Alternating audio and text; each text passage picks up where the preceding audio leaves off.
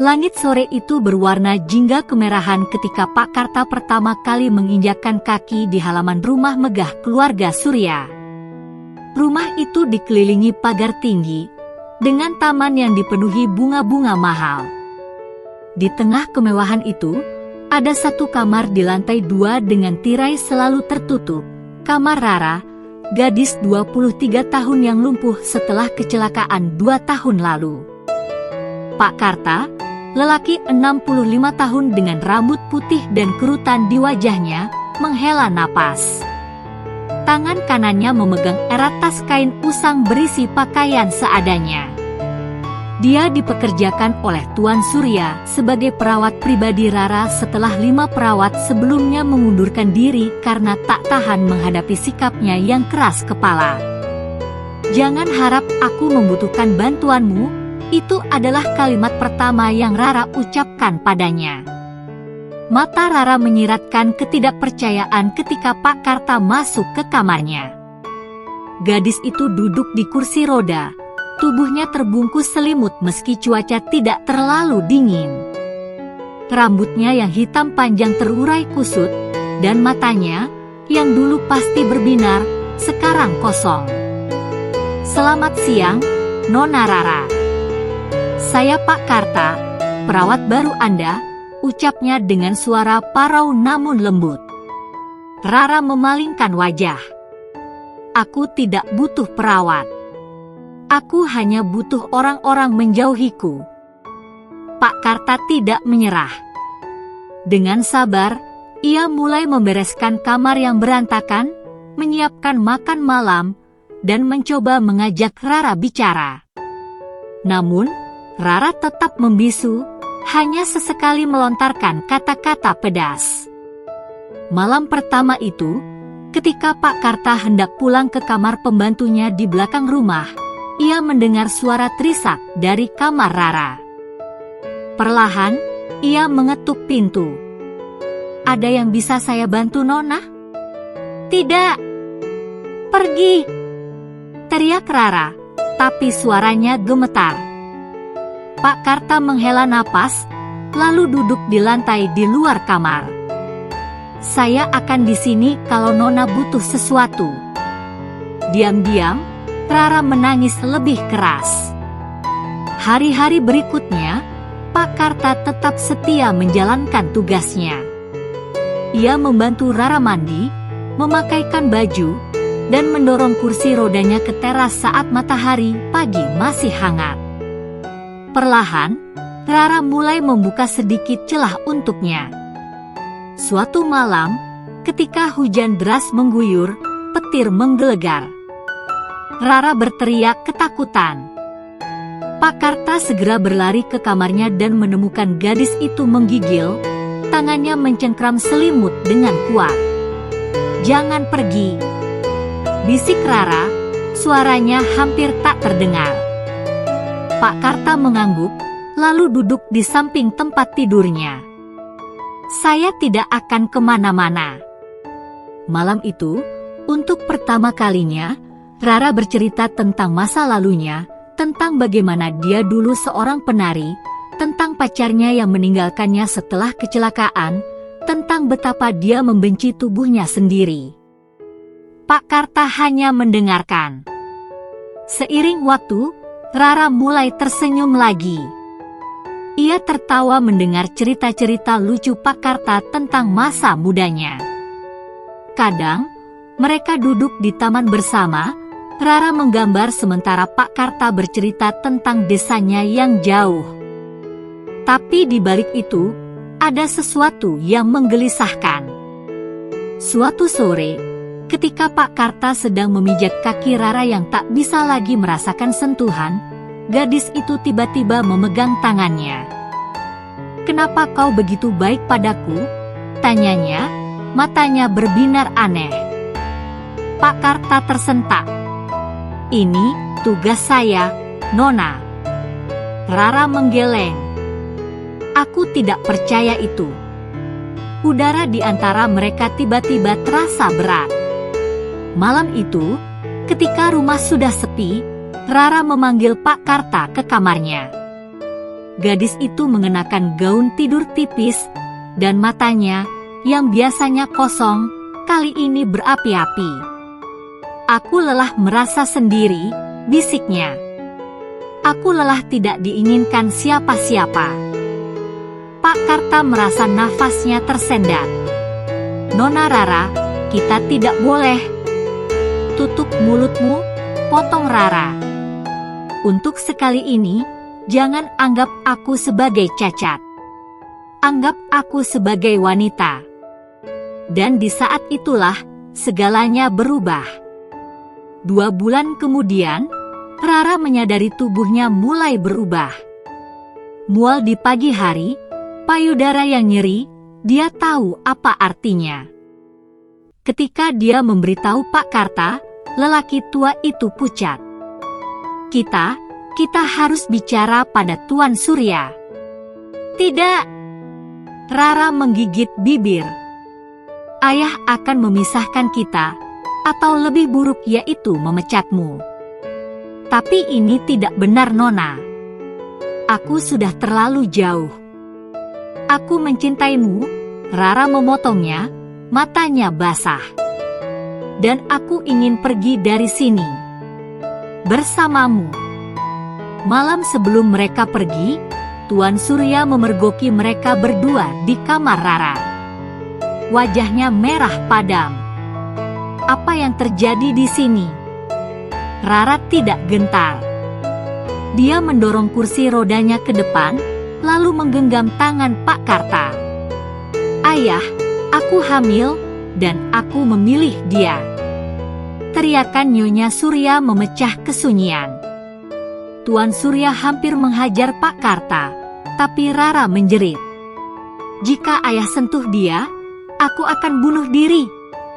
Diam-diam, Pak Karta menangis. Mereka pergi ke sebuah desa kecil di kaki gunung. Di sana, tidak ada yang mengenali mereka.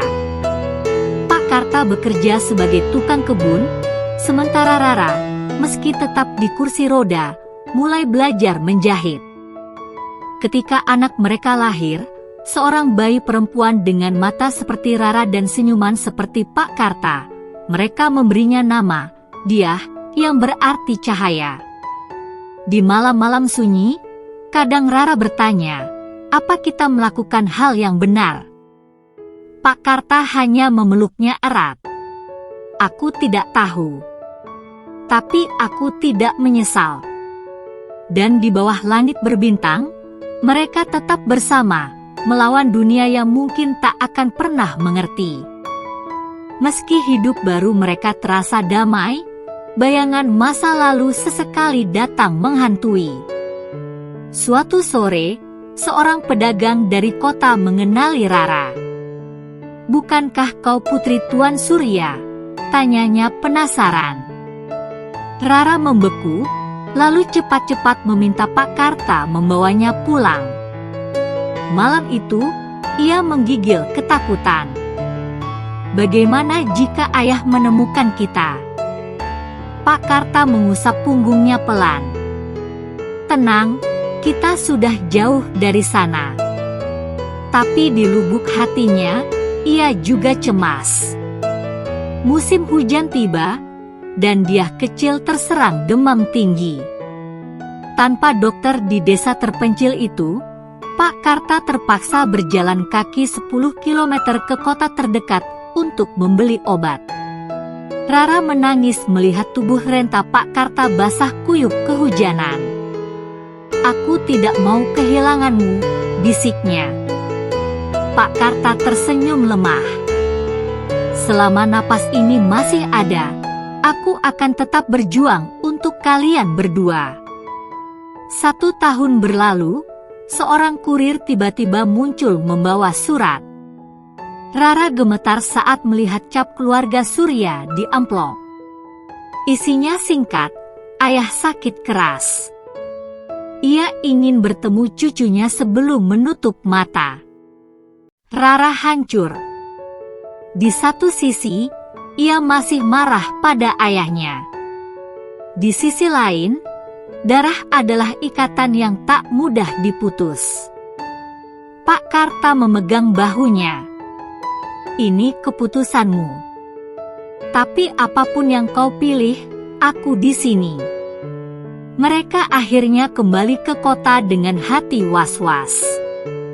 Tuan Surya terbaring lemah di tempat tidur. Ketika matanya jatuh pada Diah yang sedang tertidur di gendongan Rara, air mata mengalir di pipinya yang keriput. "Maafkan ayah," katanya dengan suara parau. Rara menangis terseduh-seduh, sementara Pak Karta berdiri di belakangnya, memberikan ruang bagi keluarga itu untuk berdamai. Tuan Surya meninggal seminggu kemudian. Dalam surat wasiatnya, ia meninggalkan separuh hartanya untuk Rara dan Diah, dengan syarat Pak Karta tidak boleh tinggal di rumah keluarga Surya. Rara marah, tapi Pak Karta tenang. "Ini bukan tentang aku. Ini tentang masa depan Diah." Mereka memutuskan menggunakan warisan itu untuk membuka usaha kecil di desa, jauh dari hiruk-pikuk kota. Tahun-tahun berikutnya penuh dengan perjuangan, tapi juga kebahagiaan sederhana. Rara membuka kursus menjahit untuk perempuan-perempuan desa, sementara Pak Karta mengajar anak-anak baca tulis di balai kampung. Diah tumbuh menjadi gadis ceria yang sering membantu mendorong kursi roda ibunya. "Kenapa ibu tidak bisa jalan?" tanya Diah suatu hari. Rara tersenyum. "Karena Tuhan ingin ibu belajar arti kuat yang sesungguhnya." Ketika Diah berusia 5 tahun, bekas pacar Rara, yang dulu meninggalkannya setelah kecelakaan, datang ke desa secara tak sengaja. Ia terkejut melihat Rara sudah punya anak. "Aku dengar kau," ujarnya gagap. Rara memotong dingin, "Aku bahagia sekarang. Itu saja yang penting." Malam itu, Pak Karta memeluknya erat. "Kau wanita terkuat yang aku kenal." Musim dingin tahun itu begitu menusuk tulang. Pak Karta, yang usianya sudah hampir 75 tahun, jatuh sakit keras. Dokter dari kota mengatakan jantungnya sudah lemah. Rara panik, ia tidak siap kehilangan orang yang telah membangkitkannya dari kegelapan. "Jangan pergi," pintanya sambil menangis, persis seperti malam pertama mereka dulu. Pak Karta tersenyum tipis. "Aku akan selalu ada, bahkan ketika nafasku sudah tiada." Pak Karta meninggal dengan tenang di pangkuan Rara. Di bawah bantalnya, mereka menemukan surat wasiat sederhana, untuk Rara dan Diah, jaga satu sama lain. "Aku bahagia bisa menjadi bagian hidup kalian." Desa itu mengadakan pemakaman sederhana. Rara tidak menangis, ia tahu Pak Karta ingin ia tetap kuat. Di nisannya, ia menulis, "Di sini terbaring pria yang mengajarku bahwa cinta sejati tak kenal usia, tak kenal sempurna." 10 tahun kemudian, Diah, kini remaja 15 tahun, mendorong kursi roda Rara ke pameran lukisannya di kota. Salah satu karyanya menggambarkan seorang kakek tua mendorong kursi roda gadis muda, dengan latar matahari terbenam. Judulnya, "Cinta yang Menggulingkan Dunia." Seorang pengunjung bertanya, "Ini kisah nyata?" Diah tersenyum. "Iya, ini tentang orang tuaku." Dan untuk pertama kalinya setelah sekian lama, Rara merasa damai. Cerita ini menutup perjalanan Rara dan Pak Karta dengan bittersweet, mengajarkan bahwa cinta bisa tumbuh di tempat paling tak terduga, dan makna keluarga tidak selalu tentang darah, tapi tentang siapa yang tetap ada ketika seluruh dunia pergi.